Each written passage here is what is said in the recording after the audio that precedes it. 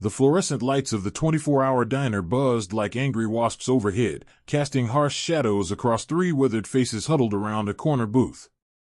Marcus "Tank" Rodriguez gripped his coffee cup with hands that had once steadied rifles in Afghanistan, now trembling slightly as he watched the clock tick past 2 a.m. Across from him sat Jimmy "Ghost" Patterson, his pale blue eyes scanning the nearly empty parking lot through rain-streaked windows, while Tony "Bulldog" Castellano methodically cleaned his glasses for the third time in 10 minutes. These weren't your typical late-night coffee drinkers. Tank's leather vest bore patches from 3 tours overseas and a purple heartpin that caught the light when he moved. Ghost's arms showed faded tattoos mixing military insignia with his daughter's name, Sarah, scripted in delicate cursive. Bulldog's calloused fingers told stories of 20 years in construction before his back gave out. They'd been meeting here every Tuesday for 8 months now, part of a veteran support group that had become something deeper. Brothers forged not just by shared service, but by the brutal reality of civilian life that nobody talks about in the homecoming parades. Tonight was different, though. Tonight, tension crackled in the air like electricity before a storm. "Movement," Ghost whispered, his voice carrying that automatic alertness that never fully leaves a soldier. 3 vehicles. Black sedan, white pickup, and, there, blue Honda Civic. Tank's jaw tightened as he spotted them too. For weeks, they'd been hearing reports. Young men, barely out of their teens, targeting late-night establishments. Gas stations, convenience stores, small diners like this one. The local news called them the Night Crew, a gang of desperate kids hitting soft targets when the world was sleeping.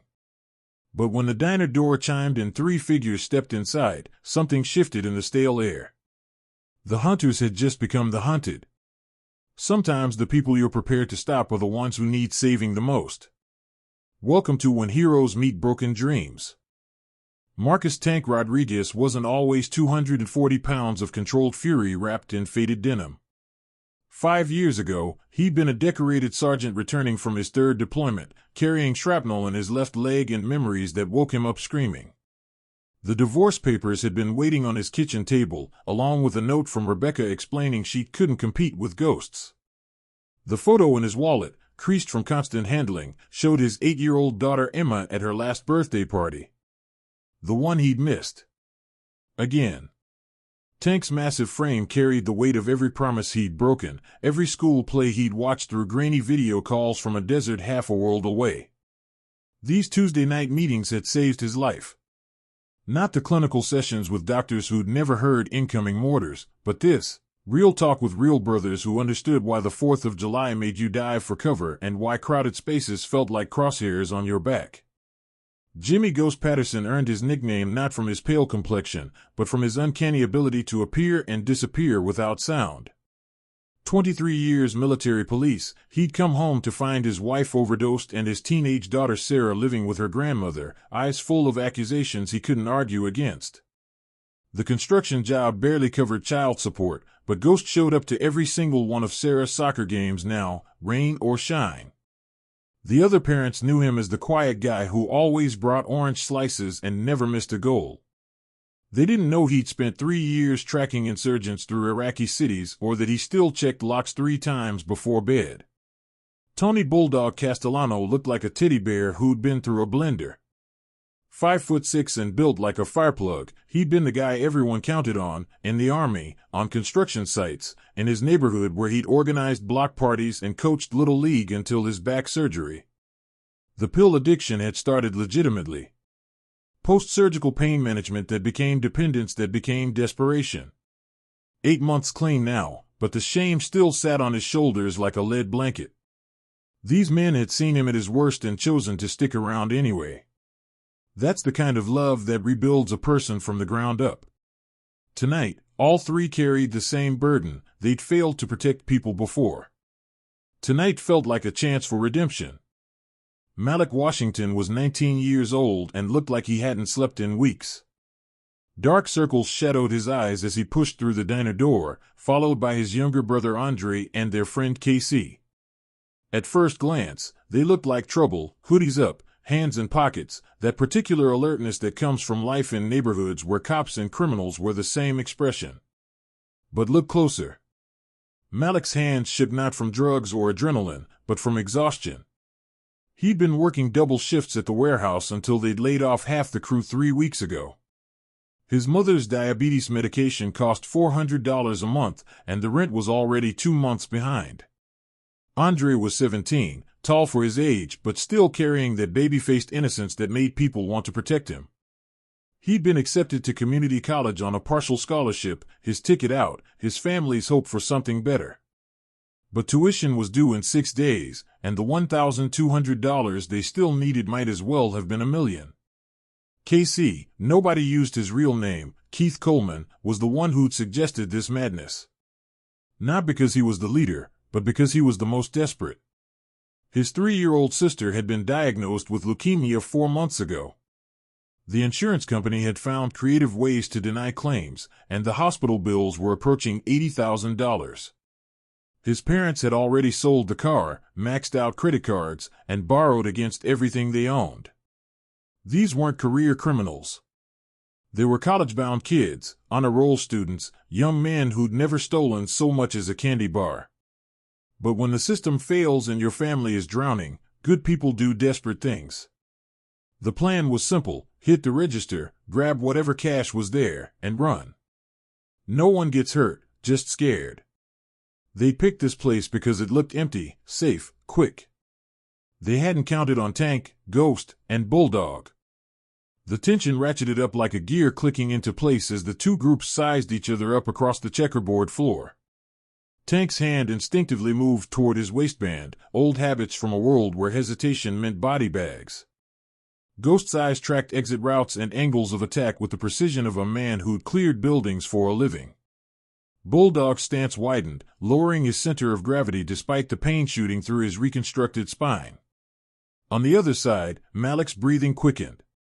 This wasn't how it was supposed to go. The place was supposed to be empty except for one tired waitress and maybe a cook. These 3 men looked like they'd been carved from granite and bad intentions. "Andre, we should go," he whispered, but his brother's face had gone pale. "They know," Andre hissed back. "Look at them. They know." Casey's hand trembled as he reached into his pocket, not for a weapon but for the crumpled medical bills that had driven him to this moment.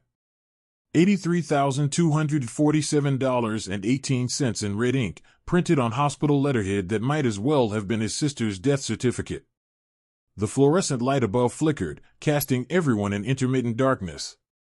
Outside, a police siren wailed in the distance, routine patrol or response, impossible to tell. But it added urgency to air already thick with unspoken threats. "Easy," Tank rumbled, his voice carrying authority learned from leading men through minefields. "Nobody needs to do anything stupid here." Malik's eyes darted between the 3 veterans, calculating odds that didn't exist. "You don't understand, man. We're not, this isn't." "What?" Ghost stepped forward, hands visible but ready. "This isn't what it looks like?" "Because it looks like 3 kids who've never held a real gun trying to rob a diner at 2 a.m. The accuracy stung because it was true. Andre flinched like he'd been slapped. "You don't know anything about us," Casey said, but his voice cracked on the words. Bulldog laughed, but there was no humor in it. "Kid, I know desperation when I see it. Question is, how desperate are you really?" The moment stretched like a guitar string about to snap.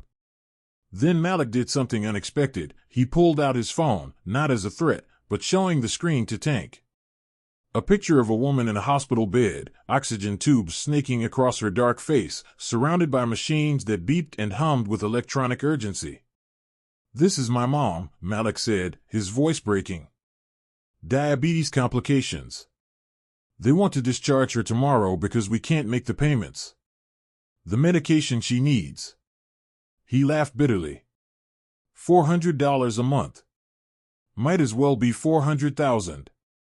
Tank stared at the phone screen, and something shifted behind his withered features. He recognized that look, the hollow desperation of watching someone you love slip away while bureaucrats shuffled papers and insurance companies found loopholes.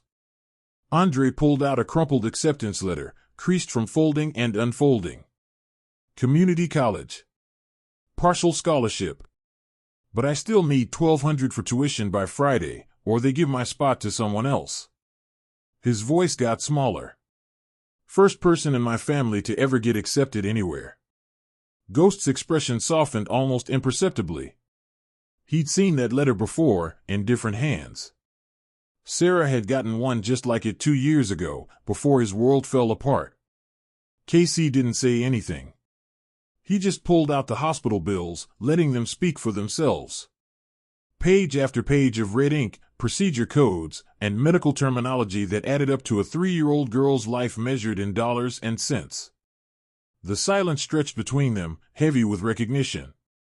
These weren't hardened criminals or gang members looking for drug money. They were sons, brothers, young men carrying the weight of family on shoulders barely old enough for it. Jesus, Bulldog whispered, and Tank shot him a look. The police siren was getting closer. How much? Tank asked quietly. Total. All of it. How much do you actually need? Malik blinked, confused. What? The medication. The tuition. The hospital bills. Bottom line number. The 3 young men exchanged glances. Casey did quick math on his phone. 85,000, maybe 90 with the payment plans. The tuition is $1,200. Mom's medication. He looked at Malik. $400 a month, but the back payments, maybe $3,000 to catch up. Tank nodded slowly. He pulled out his own phone, scrolling through contacts. Ghost and Bulldog watched, understanding dawning in their eyes. Here's what's going to happen, Tank said, his command voice cutting through the confusion. You're going to sit down in that booth over there. You're going to order coffee and pie. And you're going to wait while I make some calls. I don't understand, Andre said. Veterans Network, Ghost explained. We look out for each other. But mostly, we look out for people who remind us why we served in the first place. Tank was already dialing. Tommy? Yeah, it's Tank. I know it's late. Listen, I need you to wake up the whole chain. Yeah, emergency. 3 kids, good kids, drowning in medical bills and school costs. His voice faded as he stepped toward the window. Bulldog pulled out his wallet, counting bills. I've got maybe $200 cash. Not much, but it's a start. The fundraising network, Ghost said to the 3 young men. Veterans helping veterans, but it's grown bigger than that. We've paid off medical debt, funded scholarships, kept families in their homes. Takes about 24 hours to mobilize fully. Outside, the police car cruised past, its spotlight sweeping the parking lot before moving on. Nobody had called them. Yet. Malik sank into the booth like a man who'd been holding his breath underwater. Why are you helping us? We were about to. No, you weren't, Tank said, returning from his call. You were about to make the biggest mistake of your lives because you thought you didn't have any other choice. But here's the thing about choices, there are always more options than you think. His phone buzzed. Text message. Then another. Then another. Tommy's got 500. Maria from the VFW has 300. Jackson Construction, that's Ghost's old boss, is cutting a check for 2,000. Tank's thumbs moved across the screen. This is just the first wave. By morning, we'll have enough for your mom's medication for the next year. Andre stared at his acceptance letter, smoothing out the creases. What about tuition? Already handled, Ghost said, showing his own phone. My daughter goes to the same community college. I know the financial aid officer. She's agreed to extend your deadline while we put together the funding. Full scholarship, if your grades are as good as you say they are. Casey looked up from the medical bills, eyes wet. My sister. Different story, Bulldog said gently. Medical debt is complicated. But I know a guy who knows a guy who specializes in hospital billing. Lot of those charges? They'll disappear under scrutiny. What's left, we'll crowdfund. People love helping sick kids. The fluorescent light stopped flickering, casting everything in steady, warm illumination. Outside, the rain had stopped, and the first hints of dawn painted the eastern horizon. "There's a catch," Tank said seriously. "This isn't charity. It's investment. We're investing in you three, which means you owe us something." The young men tensed. "You owe us success. You owe us college degrees and stable jobs and the promise that when you see someone else drowning, you'll throw them a rope instead of swimming past." Malik wiped his eyes. "Why?" "Because somebody threw us ropes too," Ghost said. "When we came home broken, people could have written us off. Some did. But others saw potential where we only saw failure." Tank's phone rang. He answered, listening intently. When he hung up, he was smiling. "Channel 7 wants to interview you three tomorrow. Human interest story about community support. You tell your story, show people that everyone deserves a second chance, and that helps fund the next family in crisis." The community center buzzed with activity as Andre Washington stood at the podium, diploma in hand, speaking to a room full of veterans, community members, and young people facing their own impossible choices. 6 months ago, I was ready to throw away my future because I couldn't see past the immediate crisis, he said. I thought desperation was the only option left. But 3 men in a diner taught me that community is stronger than circumstances. In the back of the room, Tank, Ghost, and Bulldog watched with pride. Tank's daughter Emma sat beside him, visiting for the weekend. She'd insisted on coming to see Daddy's friend graduate. Ghost's daughter Sarah was there too, now a sophomore and Andre's study partner. Malik had landed a job at a logistics company, good benefits, steady pay. His mother's diabetes was under control, her medication covered by a fund the Veterans Network had established specifically for ongoing medical needs. He volunteered every weekend now, helping other families navigate the maze of healthcare bureaucracy. Casey's sister was in remission. The hospital bills had been negotiated down to almost nothing, and what remained had been covered by a crowdfunding campaign that raised $200,000, far more than needed. The excess went to other families facing similar crises. But the real transformation wasn't in dollars and cents. It was in the room itself, filled with people who'd found each other through crisis and chosen to stay connected through hope. The night crew, as the media had once called them, now worked as peer counselors, helping other young men avoid the desperate choices they'd almost made. They spoke at high schools, community centers, anywhere young people might hear their story and realize that reaching out for help takes more courage than going it alone. Tank stood up as Andre finished his speech. The room fell quiet. When we served overseas, we learned that the mission never really ends. It just changes shape, he said. Tonight, we're launching the Second Chance Network. Veterans and civilians, working together to catch people before they fall. The applause was thunderous. But in the corner of the room, a young woman sat quietly, tears in her eyes, holding a stack of medical bills and an eviction notice. She'd heard about tonight's event on social media, driven across town on her last tank of gas, hoping against hope that the stories were true. Ghost noticed her first. He nudged Tank, who followed his gaze.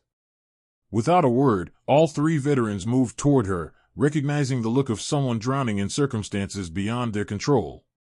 The cycle continued. Rope throwers finding rope needers. Heroes discovering that salvation often comes not from who you save, but from who saves you while you're busy saving others. Outside, the same neon diner sign flickered in the darkness, a beacon for anyone who needed a place to sit, think, and discover that even at 2 a.m., even when everything seems hopeless, there are still people willing to believe in second chances. Sometimes the people you're prepared to stop are the ones who need saving the most. And sometimes, in saving them, you save yourself.